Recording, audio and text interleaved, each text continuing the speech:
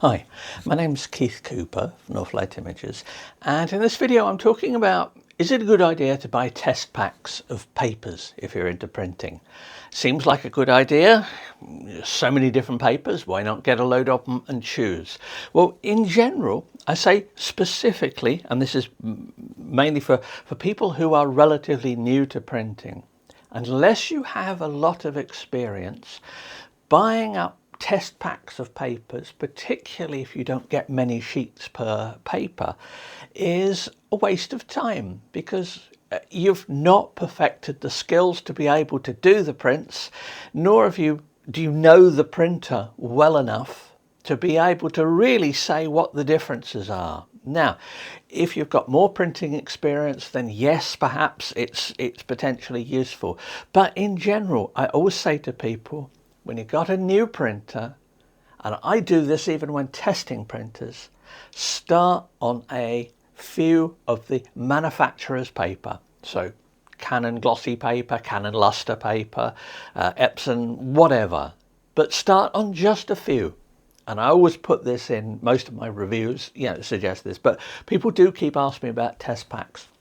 One of the reasons why, particularly I thought about this again the other day, is that somebody very kindly bought me a test pack of Ilford Gallerie papers. They're A4, so specifically that I might make a profile for the Epson 8550, 8500 as well.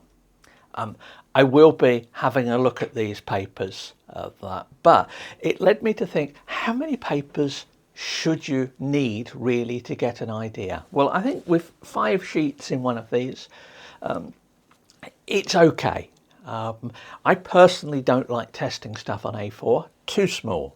Partly because I make profiles as well, and when I make profiles, and you see this huge wad of paper here of these profiles, these are the testing I did on a new paper from Permajet recently, Permajet Portrait Rag. They've got an older version and a newer version. I did a video comparing the two versions. Now, in terms of just papers required for me to make profiles and do testing like that, before I even print any test images, and I always suggest using a known test image to test at least as some of your testing on your sample pack to get a feel for what a picture looked like. One of your own as well, but go for a known test image. So for this, great. Permajet sent me an A3 box of each. That's great. That is what I normally suggest for paper manufacturers who say to me, we've got a paper, would you like to have a look at it? Yeah, send me this. Or you can send me a 17-inch roll and I'll try it on the P5000 here. But it's easier, there's more printers I can test it on. So these I can also test on this, say the Pro 300, and when Canon get round to it, the Pro 310, which I am going to have a look at sometime. But this is the Ilford ones, and these are the ones I'm going to be looking at. Gold fibre gloss, gold fibre pearl, textured cotton rag, smooth cotton rag, a hidden one there, smooth pearl and smooth gloss. Now, I don't know for certain, but I'm pretty certain when I have a look at the details of these, I'm going to find these strikingly similar to other papers that I know. Now, I'm not going to say where I think they were made, who made them, who coated it, but years of experience in paper suggest there are only a relative few companies that do their own coating and paper making. In terms of stuff, sometimes you may have looked at the sets of profiles and the papers I test and think, why is he testing that? Well, one of the reasons is because I've got a library of papers built up. Now, this is just the ones that are here at the moment. We're emptying the house out, ready to move. So stuff that I actually use is all that's left here at the moment. And I have absolutely masses of Hewlett-Packard A3 Plus samples of paper. And this is because years ago, I did the HP Z3200, I think it was, a really nice printer from HP. One of the first large format printers I tested. I said to HP, have you got any paper for it? Because I like to test printers on, OEM manufacturer papers. And they went, oh, well, we're a bit short paper. Oh, I know, we've got some samples. So they sent me HP paper trial packs. Now these packs contain 5 A3 sheets, I think, of each.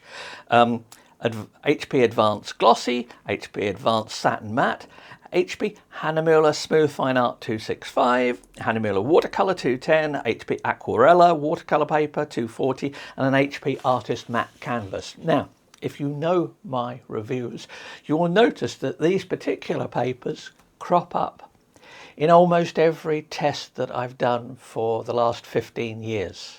Because I think it was, yes, it was over 15 years ago I was sent these.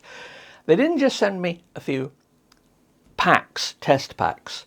They sent me a box full of test packs. And actually they sent me 4 large boxes full of test packs. So I have still probably thousands of sheets of these particular papers. So these papers will be tested for years to come. Particularly if you wonder why I regularly show canvas being used in it's because I've got this canvas. I've got no use for it other than the testing. I have used it for 1 or 2 little prints and things just to test, see what they look like. And in general, if I want to print on a canvas, I'll print on a glossy canvas. But you know, I've got boxes and boxes of this stuff, which is really good because it helps me do testing. If I'm doing more testing, like, you know, for a paper like this, not only do I want to test prints of images on it, different types of images, I want to test black and white. Now, for this set here I've got of the gallery set, I've got 5 A4 sheets. Well, I'll probably make the profiles on 3 A4. So that's 3 of those sheets just used for making colour profile. 1 maybe for a test image, and that leaves 1 sheet over maybe for, I can't really test it. This is why I say to people, if you're going to send me a paper, and this is to be, send me an A3 box minimum. Just because of all the testing, and because much like this, it goes back into the collection. And that means that I've got a consistency of the same papers looked at over the years. So it was the Hewlett-Packard version of, it's a Hahnemuller paper. I don't think that it's necessarily available anymore. Smooth Fine Art, 265 gram. That was the paper in conjunction with another paper, one that I think is strikingly similar to the smooth cotton rag here, that allowed me to know that the Epson 8500 worked differently with the VFA media setting in terms of its blacks. It was these test papers that let me find out how to use and get the best out of the 8550, which is why we've got one here, currently up in Karen's office. Maybe having a short trip back downstairs again just to do these, although I may print these upstairs and just save carting the printer up the stairs. Anyway, that's a bit of the gist of how I approach testing. Get test packs, get enough sheets though, but if you're relatively new to printing, please do not rush out and buy yourself test packs, or if you have, put them aside until you actually know how to evaluate them properly. You need experience with printing to be able to tell whether the prints are any good. Sure, I can pick up prints and just glance at them. If I've got strong enough glasses on, good enough light, I can tell all sorts of things from prints. That's experience. You don't get that on a new printer unless you've made a lot of prints. Another reason why I make lots of prints when I'm doing testing and stuff like that. It all helps build up that experience. Sort of stuff. I'm working still on the idea of a book on printing because the publishers of my Tilt Shift Lens book asked me about it. So I'm still just putting together the sort of the contents list, the chapters and things, and it's getting big.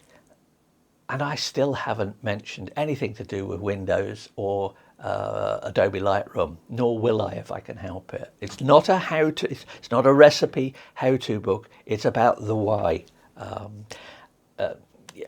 I hope it's going to be of interest to people, but it's going to be, knowing the way the timescale for these things, it's going to be a couple of years away, allowing for all the hassles of moving and stuff like that. And also writing books is a lot more effort than you think it is. I know that from the Tilt Shift book. Anyway, if you've got any questions, let me know.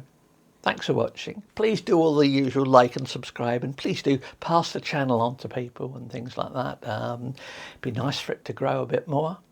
Thanks very much. Bye.